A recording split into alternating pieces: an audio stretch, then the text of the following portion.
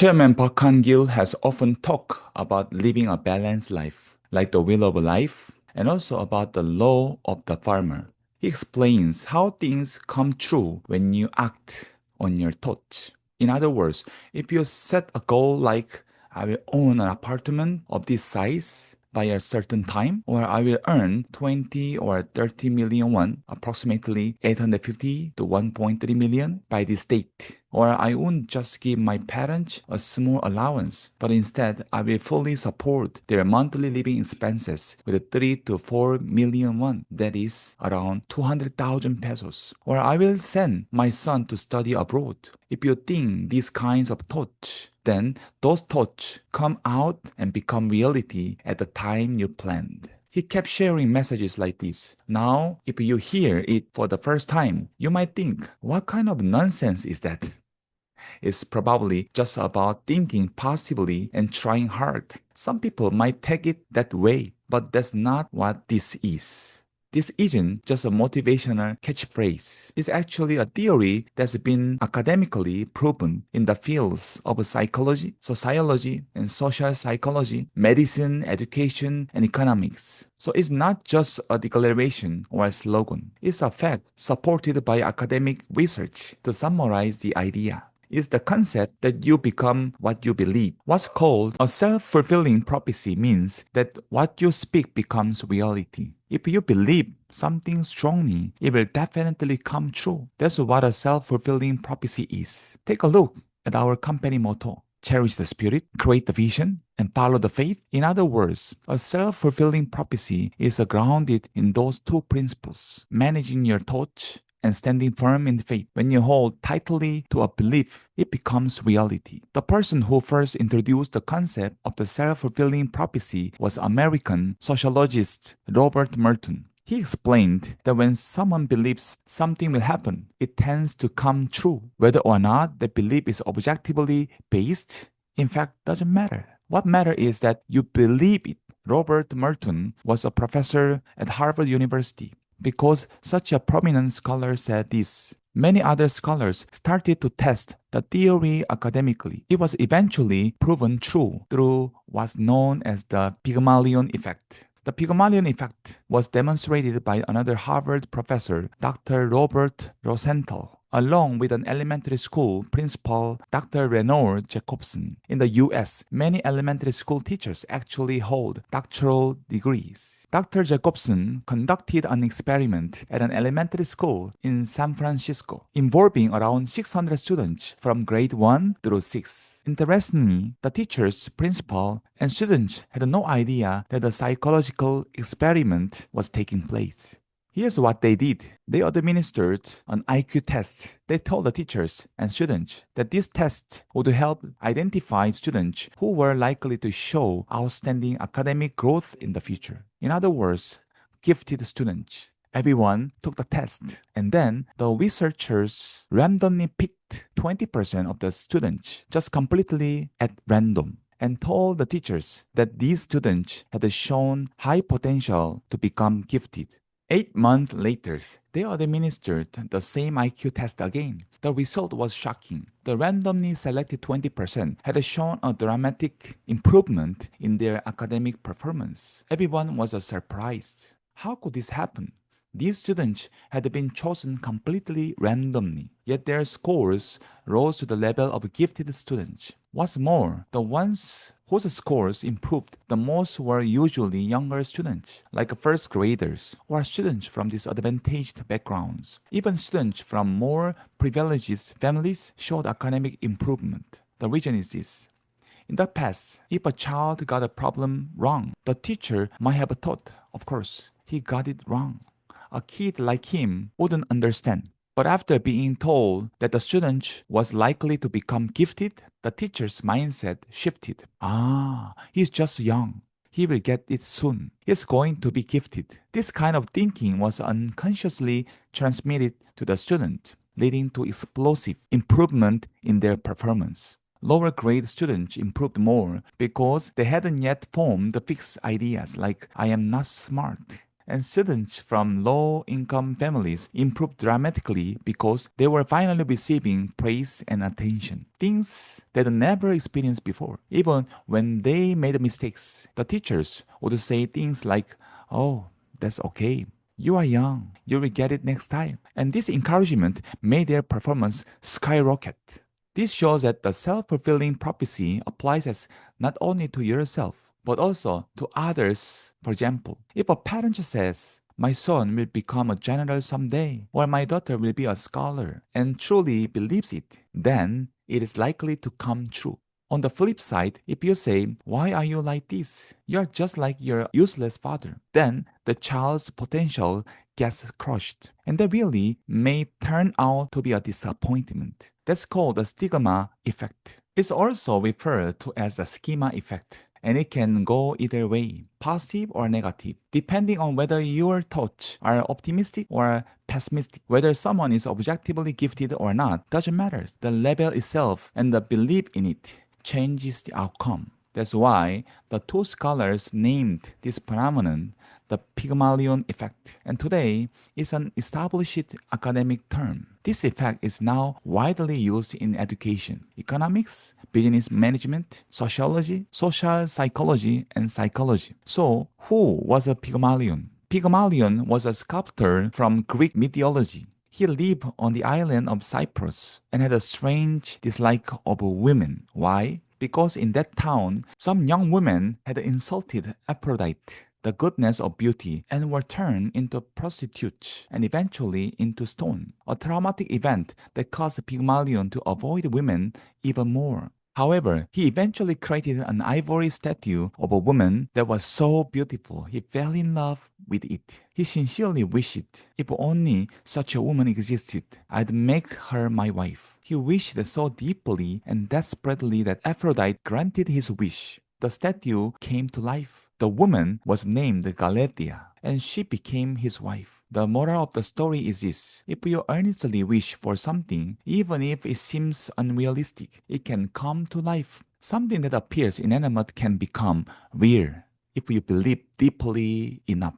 Dr. Rosenthal and Dr. Jacobson later published a book titled Pygmalion in the Classroom, which introduced the term Pygmalion Effect. After that, many scholars began conducting their own experiments to see if it really held true. For those in the medical field, doctors and pharmacists, you might already be familiar with the placebo effect. It's the same idea. A fake treatment or a sugar pill can lead to real health improvement simply because the patient believes it will work. The opposite of the placebo effect is called the nocebo effect. Let me explain. A long time ago, military faculties were very poor. There were no real doctors in the army, and the only medicine available was bandages and antacids. That's it.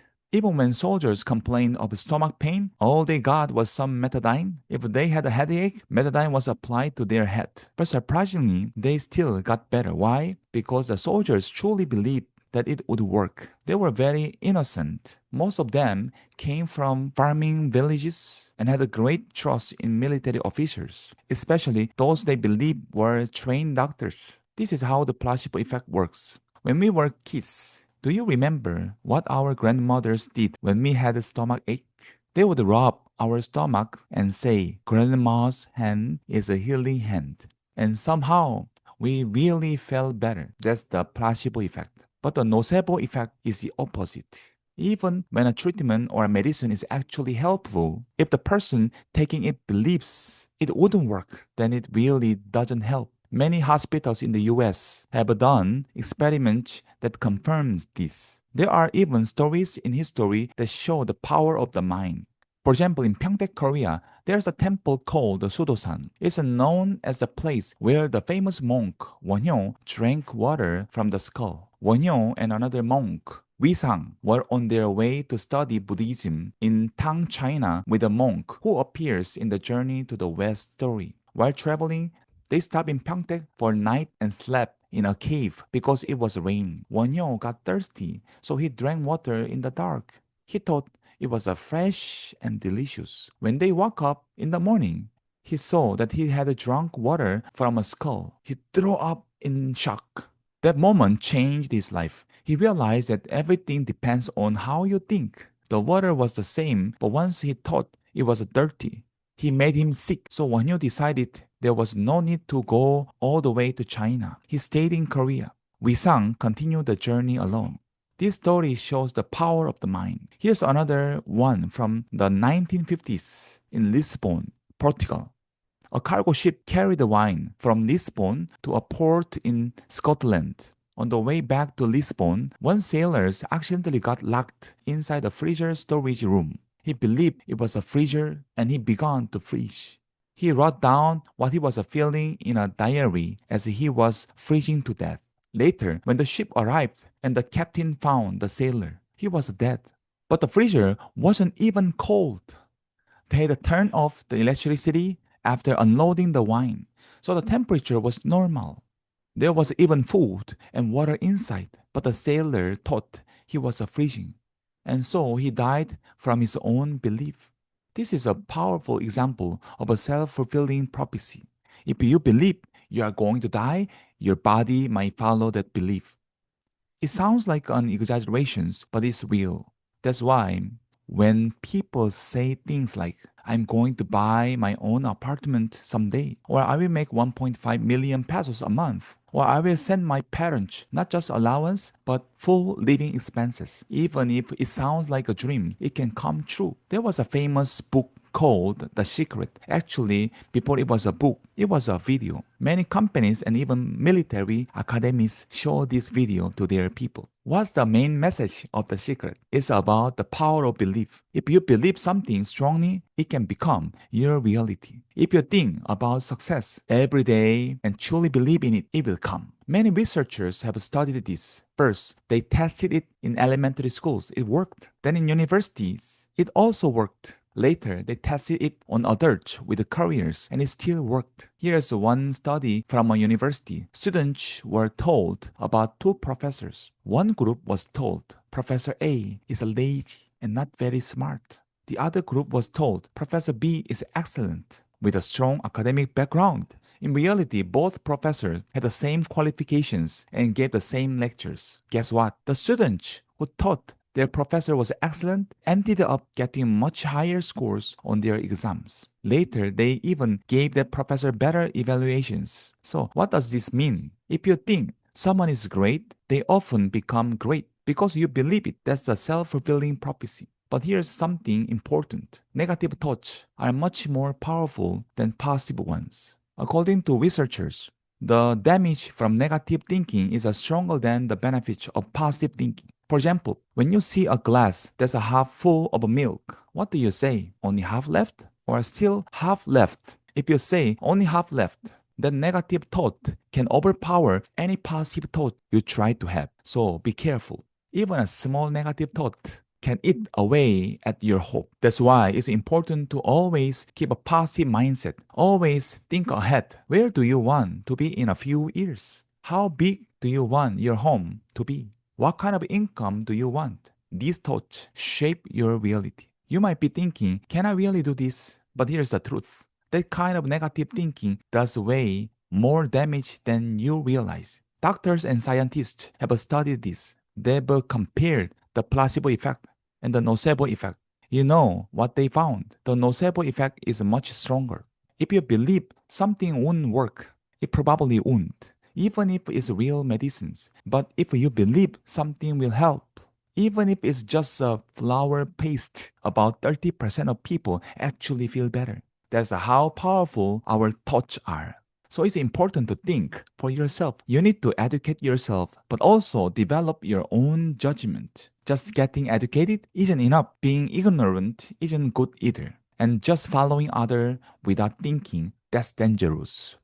A long time ago, in the Analect of Confucius, there's a line that says, if you learn but don't think, you will be lost. If you think but don't learn, you are in danger. Let's break that down. If you only learn but never think, you will just accept whatever you are told. You have no critical thinking. And that's how brainwashing happens. When people stop thinking for themselves, they fall into group ignorance. No one questions anything. They cannot judge if something is truly good or just cheap. That kind of environment leads to mass hysteria.